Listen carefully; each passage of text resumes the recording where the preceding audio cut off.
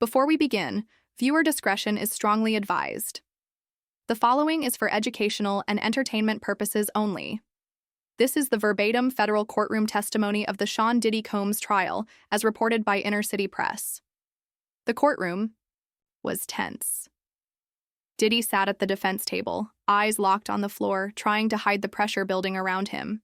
The trial had already been a public disaster, but what happened on day 5 shattered everything. No one expected 50 Cent to show up. Even fewer were prepared for what he would say. But the moment he walked through those doors, everything changed. Cameras flashed, whispers rippled through the gallery, and Diddy's composure crumbled before everyone's eyes. For over a decade, 50 Cent had been one of the only celebrities openly critical of Diddy. Now he wasn't just trolling from afar, he was stepping into the courtroom to stand behind Cassie.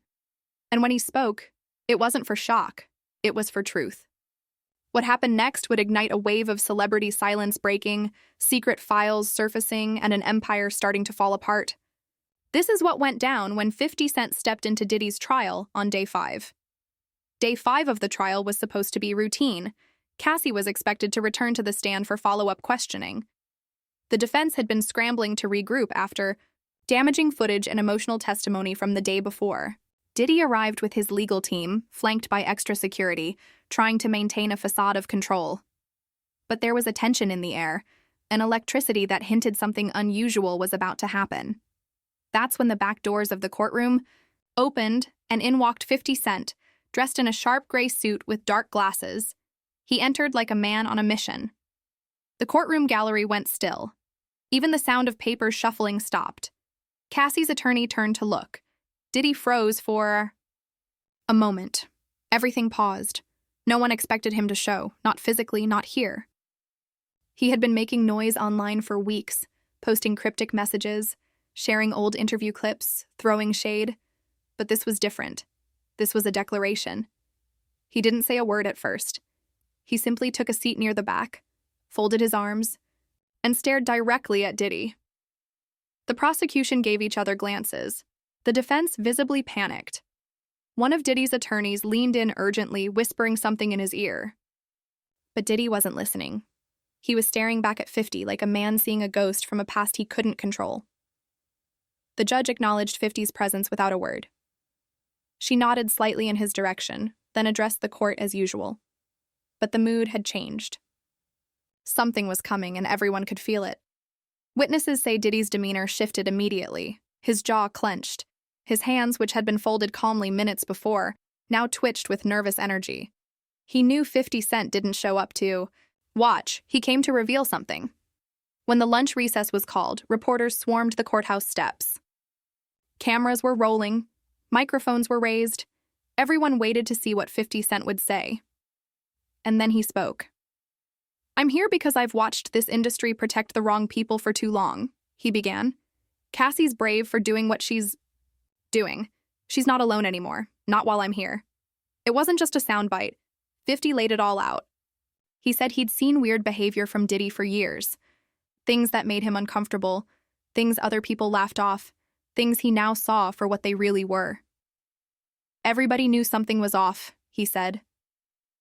But they stayed quiet because Diddy had power, because he could end careers.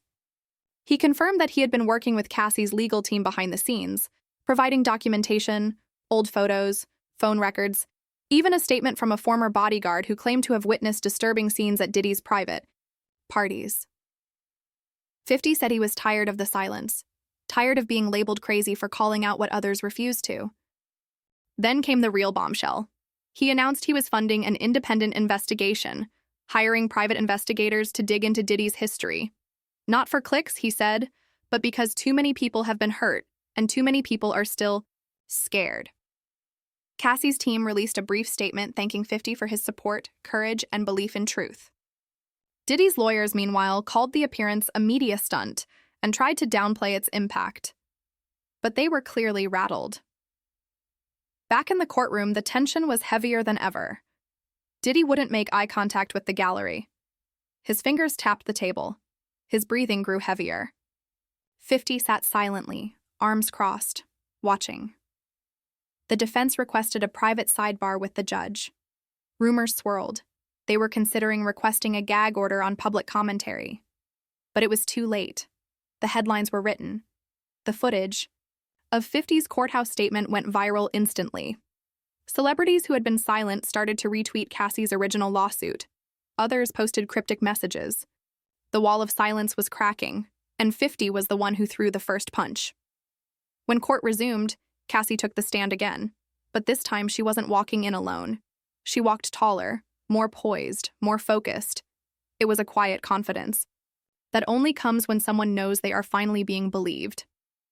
The courtroom noticed the difference instantly. Her voice, though steady before, now had an edge of determination. She didn't just recount memories. She delivered them like a warning. This wasn't just her testimony, it was a confrontation. She confirmed that she had spoken to 50 Cent's team, that she had shared messages, timelines, and recordings, that more witnesses had come forward since his public show of support. "I'm not scared anymore," she said clearly, locking eyes with the jury. "Not when people are finally listening." She went on to describe incidents previously too painful to bring up. One involved a trip to the Hamptons in 2017, where she said she was locked in a guest house for 2 days after texting a fellow artist. "He said I embarrassed him in front of the industry," she recalled. "He said I was his property." The defense objected. The judge overruled. Cassie also described unwritten rules of Diddy's world: where to stand at parties, who she could talk to, when she was allowed to leave the room. It wasn't love, it was control. Then came the moment that froze. The room. She turned slightly toward the gallery, eyes steady. "I know some of you in here have seen what he's done, and I hope you say something too." You could hear the sound of someone breathing heavily in the back. It was Diddy. His eyes locked on her, filled with something between disbelief and fury. One of his lawyers placed a hand on his shoulder. He didn't react. 50 Cent remained still, but his nod of approval didn't go unnoticed. Cassie's testimony hit harder than ever, not because of what she said, but because now she wasn't alone. The presence of someone as high profile as 50 Cent gave her words gravity. And the jury felt it. Courtroom observers noted several members taking extra notes, leaning forward. One juror even shook their head slowly during parts of her story. It was no longer just Cassie versus Diddy. It was Cassie, 50 Cent, and a wave of changing public momentum crashing straight into Diddy's carefully built empire. The defense was crumbling, slowly, publicly, and painfully. After 50 Cent's courthouse appearance and Cassie's renewed, confident testimony, Diddy's lawyers appeared visibly disoriented. Gone was the polished legal machine that had strutted into court on day one. In its place was a team scrambling to revise a strategy that had been built entirely on controlling the narrative and portraying Diddy as calm, professional, and misunderstood. Court insiders revealed that overnight, the defense held an emergency strategy session in their hotel, reportedly lasting until nearly 4:01 a.m. According to leaked notes, they were debating whether to keep denying everything outright or pivot to an emotional appeal, one that painted Diddy as a product of his environment, a flawed man who made mistakes but didn't deserve public crucifixion. It was a dramatic departure from the total innocence argument they had originally pursued. That morning, the prosecution capitalized on the chaos. They submitted a motion to introduce additional testimony from 2 new witnesses, former employees, who claimed to have direct knowledge of events Cassie mentioned in her testimony. One was a former tour manager who said he once witnessed Diddy shouting at Cassie behind closed doors, then storming out and punching a wall. Another was an ex-assistant who had resigned after being told to monitor Cassie's whereabouts and report back hourly. The defense objected. The judge overruled, citing the relevance of pattern behavior. Meanwhile, the jury was paying close attention. Juror number 7, a middle-aged woman who'd been expressionless the entire trial, was now leaning forward, scribbling rapidly in a notebook. Juror 11, a young man who'd been distracted in earlier sessions, didn't take his eyes off the witness stand. Diddy himself seemed to be fraying. He stopped taking notes. He started whispering, then muttering to his attorneys. At one point, a court sketch artist caught him with his head in his hands. This was not the same man who had once ruled the music industry. This was someone watching control slip through his fingers. Outside the courtroom, the fallout was immediate and massive. Clips of 50 Cent's courthouse statement exploded across Instagram, TikTok, and X. In less than 12 hours, over 60 million people had seen footage of him backing Cassie and calling the entire industry complicit in protecting men like Diddy. For years, celebrity circles had tiptoed around Diddy's name. The whispers were constant, but no one spoke publicly. Now the floodgates opened. Usher, once Diddy's protege, quietly unfollowed him on Instagram that afternoon. Mary J. Blige, another longtime collaborator, removed every image of them together from her grid. Justin Bieber went further. He deleted multiple posts praising Diddy and released a cryptic story that read, "Sometimes we learn too late who people really are." Within 24 hours, dozens of artists had weighed in. Cardi B posted, "Protect women no matter how powerful the man is." Drake liked a tweet that said, "Real ones speak up, cowards stay quiet." And even celebrities outside of music like Viola Davis and Gabrielle Union shared messages of support for Cassie. But the most dramatic shift came from someone no one expected. A producer who had remained anonymous for over a decade suddenly spoke out on X. "I worked on 3 of Diddy's projects. I saw things. I kept quiet. Not anymore." That post alone had over 300,000 likes by the end of the day. Inside sources told Variety that top executives at Revolt, Diddy's media company, began holding emergency meetings. Advertisers were pulling back. At least 2 sponsors for upcoming brand events had rescinded their deals. One Revolt employee told a reporter, "People are jumping ship. Nobody wants to be the last one standing next to him when this all comes down." And through all this, 50 Cent kept posting. Each message was calculated. One showed an image of him and Cassie backstage at an award show years ago, captioned, "You always deserved better." Another post read simply, "Yay 5. It starts here." The message was clear. He wasn't done. Back in court, Cassie's return to the stand was nothing short of devastating. It was her second time up that week, but this time she didn't just speak about what happened to her, she laid bare the system that enabled it. Her tone was measured, but the content was explosive. She detailed what she called control architecture, a term she used to describe how Diddy's team kept her isolated. According to Cassie, her calendar was managed down to the hour. She wasn't allowed to book her own travel. If she was seen speaking to another man in the music industry, someone from Diddy's circle would pull her aside and remind her, "Who made you?" She referenced one incident from 2016 where she said Diddy allegedly slapped a phone out of her hand after she laughed at another artist's joke during a backstage moment at an award show. "He said I was embarrassing him, that I didn't know how to act, that I needed to learn respect." And then came the moment that shifted the jury's mood entirely. Cassie introduced an old audio recording, played through the court's sound system with the judge's approval. In it, Diddy's voice could be heard yelling, "Don't test me, Cass. You know what happens when you push me." The courtroom fell silent. The audio had never been heard publicly. Her legal team claimed it had been obtained from an old cloud-synced iPad that Cassie had forgotten about until earlier that month. The defense tried to object, but the damage was done. Diddy's face turned pale. One of his lawyers leaned in and whispered, but he didn't respond. Another courtroom sketch artist captured the exact moment he dropped his pen and stared blankly at the audio player like it had betrayed him. By the time court adjourned that day, even Diddy's staunchest supporters in the gallery looked uneasy. His public image, cool, composed, in control, had officially imploded. Cassie's second day on the stand proved what everyone was now starting to understand. This trial wasn't just about a single relationship, it was about what happens when unchecked power meets silence. Day 5 was already tense before it even began. The media was buzzing about Justin Bieber's cryptic online comments the night before, and the building was surrounded by security like something historic was about to go down. Nobody quite knew what. But then, without warning, at 10:13 a.m., everything changed. That's when 50 Cent walked into the courtroom, not through a side door, not with security shielding him. No. He stepped in alone, in a tailored black suit and dark glasses, walking straight down the center aisle like it was a stage.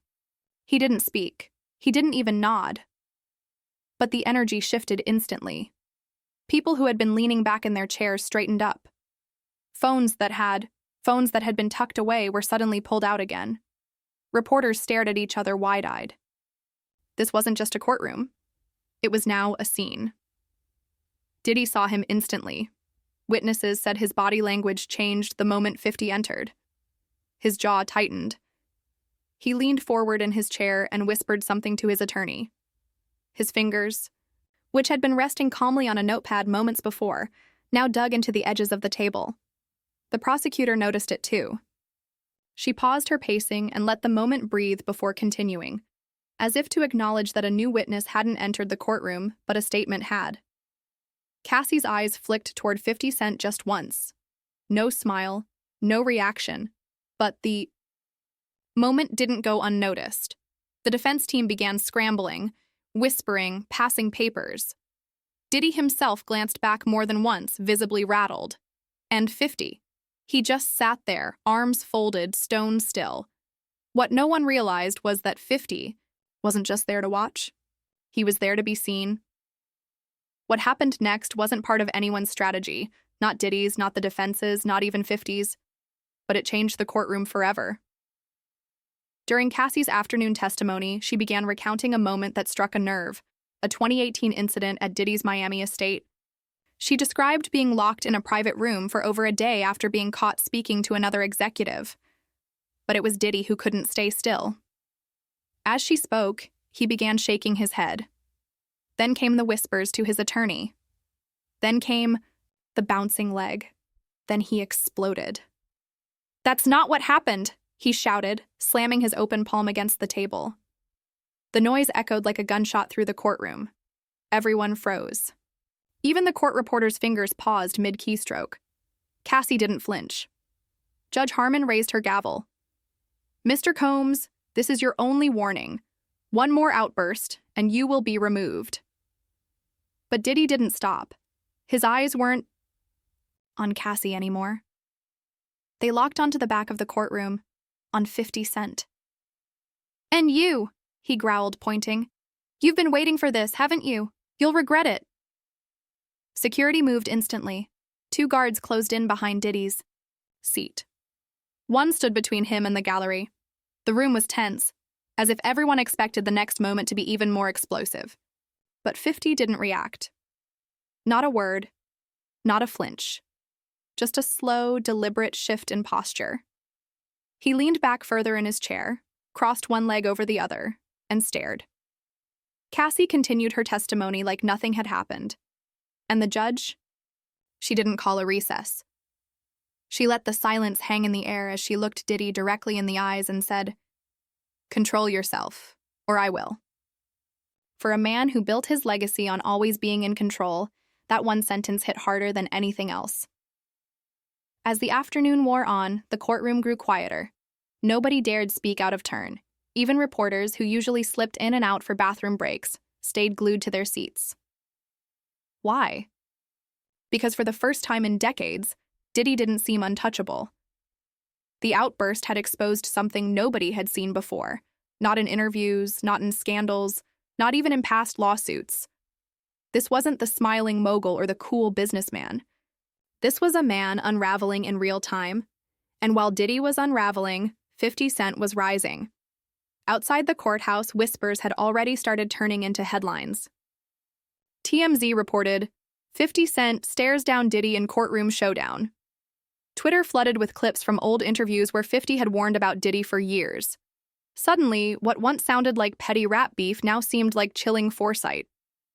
One video from 2009 resurfaced, 50 telling a host, "There's things about Puff that just don't sit right with me. That man got secrets." Now those secrets were crawling out from under every stone. Inside, Diddy had gone silent. His legal team circled around him during breaks, speaking low and fast. Cassie's attorneys, on the other hand, were glowing. Their star witness had kept her composure through it all. Their biggest opponent had cracked in front of a federal judge. Even the jury seemed to notice. One older juror, who had previously taken notes methodically, now stared straight ahead, arms crossed, lips tight. Another scribbled furiously as Cassie spoke, as if she didn't want to forget a word, and still, 50 Cent sat in the back. At one point, court security asked if he planned to stay the whole day. He didn't answer. He didn't need to. Because by then, It was obvious. This wasn't just day 5 of a trial. This was the day the illusion shattered. The day a silent room watched a powerful man come undone. The day the music industry realized it wasn't business as usual anymore, and it all changed when 50 Cent showed.